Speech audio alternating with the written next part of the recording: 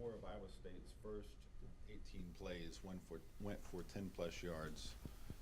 And over its last 39 plays, its longest play was a 12-yard run. Obviously, Bundridge went out. When you look at it on tape, what were the factors involved as to why they weren't able to move the ball? Well, I think when you look at the second half, and I don't really have the the appropriate answer to it, that you'd have to ask them. But I think in the second half of the ball game, I mean, they threw the ball and stopped running it. In the first half there was balance in their offense, and they were able to run the ball, and they ran it well. I think their center probably had had some impact on that, both in terms of production of players and also the decisions that the coaching staff made. And Coach, when you look back over your own tape, how did the defense grade out overall following this opener? Well, overall, the passing grade, obviously, but there's still, which is true on both sides of the ball. I mean, there's an awful lot lot of mistakes to get corrected. A lot of things that you have concerns about. I thought we played well. I thought we, maybe the best way to put it is perhaps not quite as consistent as you would like to be. I mean, in incidents where we may have made a bad play, a bad decision, not executed well, had a mental error, etc. At some point in time in the ball game, the same opportunity arose, and we were successful at it. So it's not that we're incapable of anything. It's just you have to play consistently, and every snap's got to be the best you have, and we just have to maintain consistency and correct some of those mistakes, not let them happen at all, as opposed to on occasion.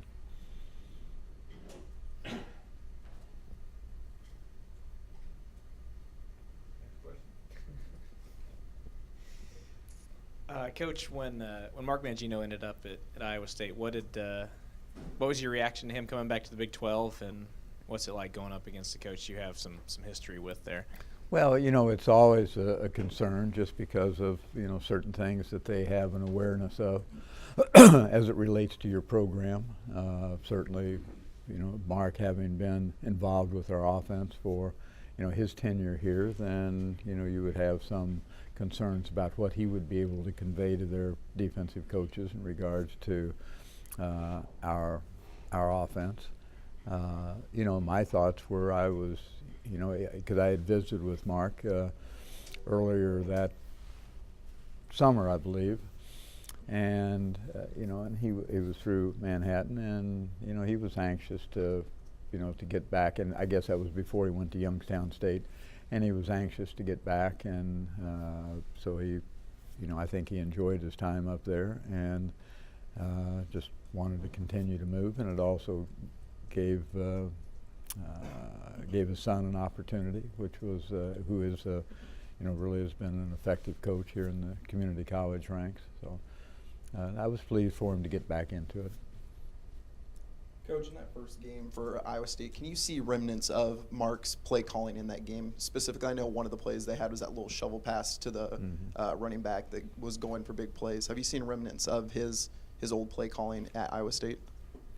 Well, yes. I mean, and there's a mixture there of Iowa State previously, and University of Kansas, for instance, and things that we did, here at Kansas State. I think it's all, it's all there. It's pretty broad-based, and so it's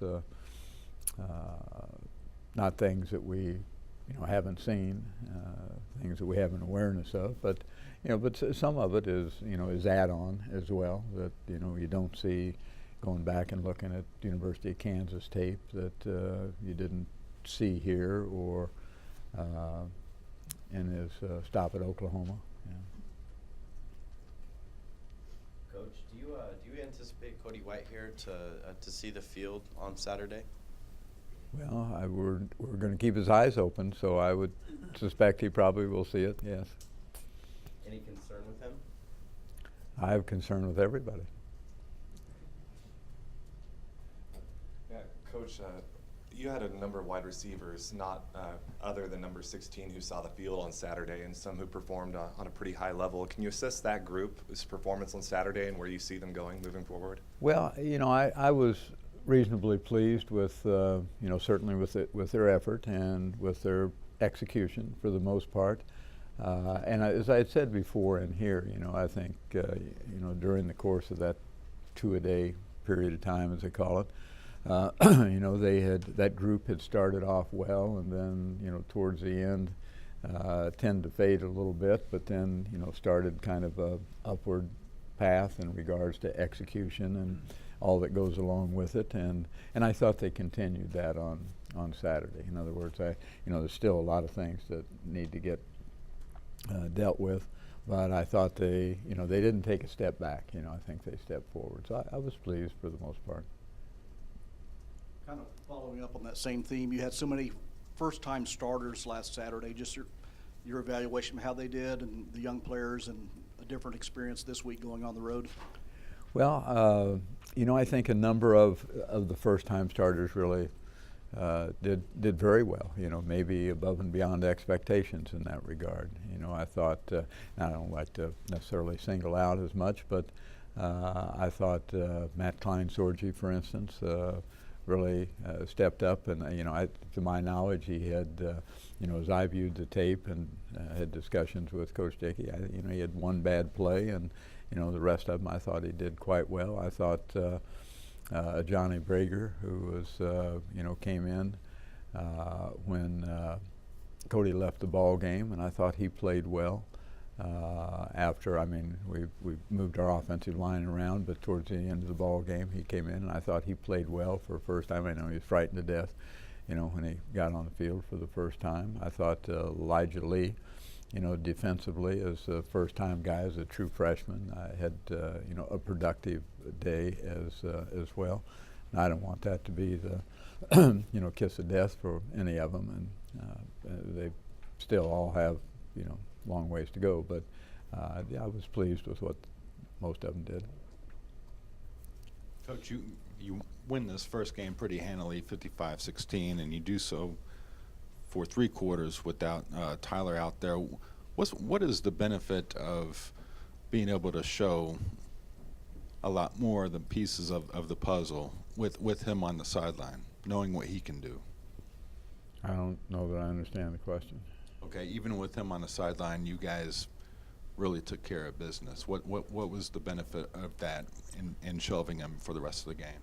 Well, we're kind of that. I think kind of the type of program that we're going to do what we do, and I've always said it's we want to do what our players are capable of doing, but we don't have anything set aside that says, okay, this is Tyler Lockett. And we can't do this without Tyler Lockett or whoever else it happens to be. And if you do that, then you're bouncing around all year. And I don't really want to do that. We just have to acclimate guys to be able to run our offense, run our defense, execute our special teams, etc. And if you're a backup guy, then you've got to step up and do those kind of things. And also, and I've said this in here before, as it relates to Tyler, he just has to, fit into our offense and not put ourselves in a position where, whether it's him or whoever it happens to be, that all of a sudden our structure becomes very limited in what we're capable of doing. So we got to work on all of it with everybody. After the game, a lot of people were curious. You said he's healthy. What do you expect for him to play more significant action in this next game? I would imagine that would be the case. I would hope so.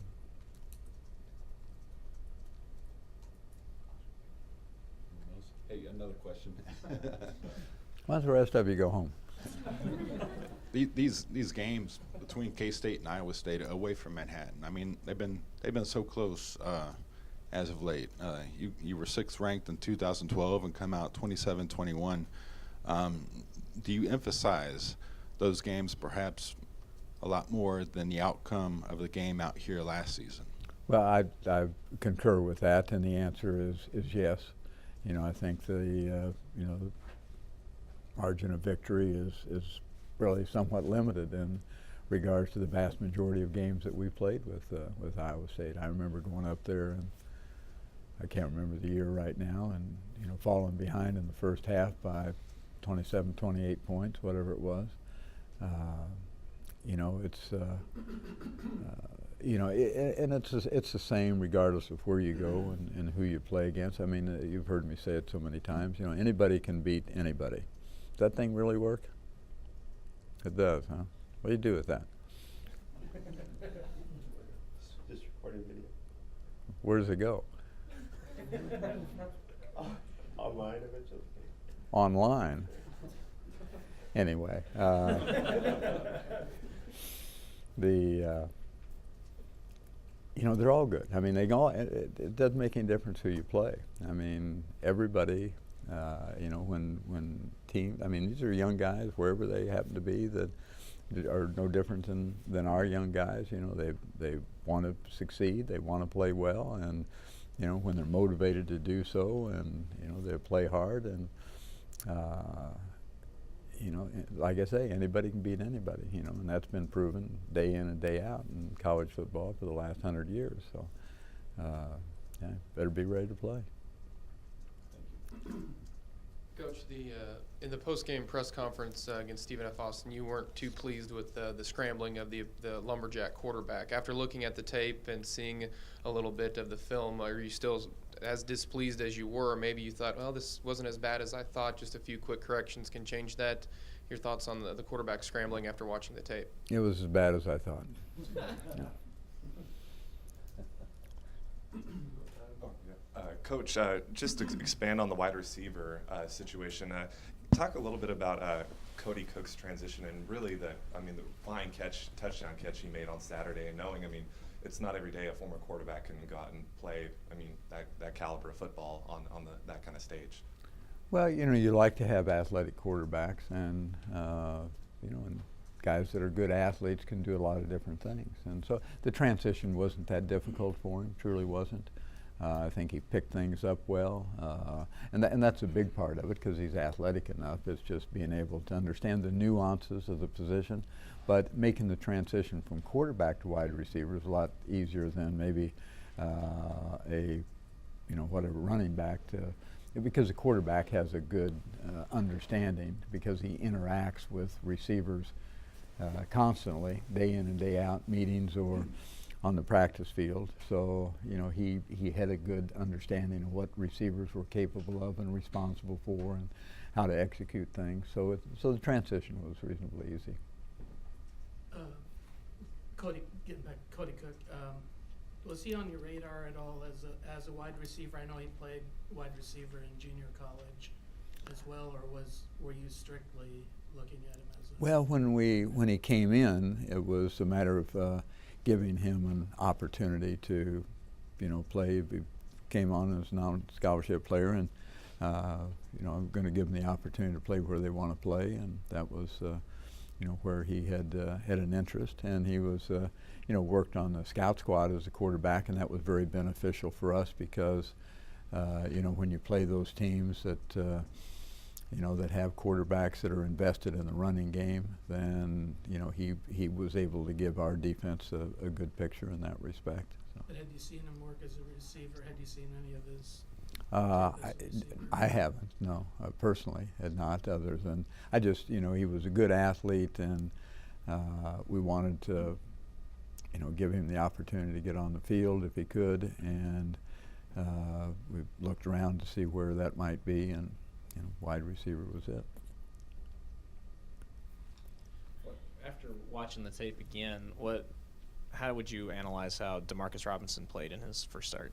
I think all the running backs played well, and I think Demarcus played well. You know, he had some. Wasn't 100% as far as grades were concerned, but he was very high. I thought he caught the ball when we threw it to him. His protection was good. Assignment-wise, he was fine, and when he had a chance to get his hands on the ball, he ran hard with it. And is there any significant change in the way you guys approach a conference game this early as opposed to one later? Or is it all just the same? I can't tell you there's any significant difference, truly. And I mean, obviously, when you play one as early as we are, the end result is either you're going to be in first or you're going to be in last, and so it carries its own weight in that respect. I think, I don't know that we have any significant difference at all in our preparation. Coach, last week you expressed some concern about depth on the offensive line. Do you feel better about that now after seeing so many guys get quite a few snaps in the first game? I do a little bit, yes. We still have to grow. I mean, it didn't erase the issue at all, but I see us getting closer. Sure do.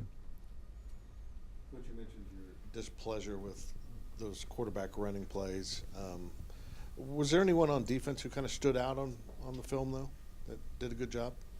Well, as I indicated, I thought Elijah Lee for the very first time really, and didn't take a lot of snaps in the ball game, but those that he did, he was productive. I thought Jordan Willis did some positive things.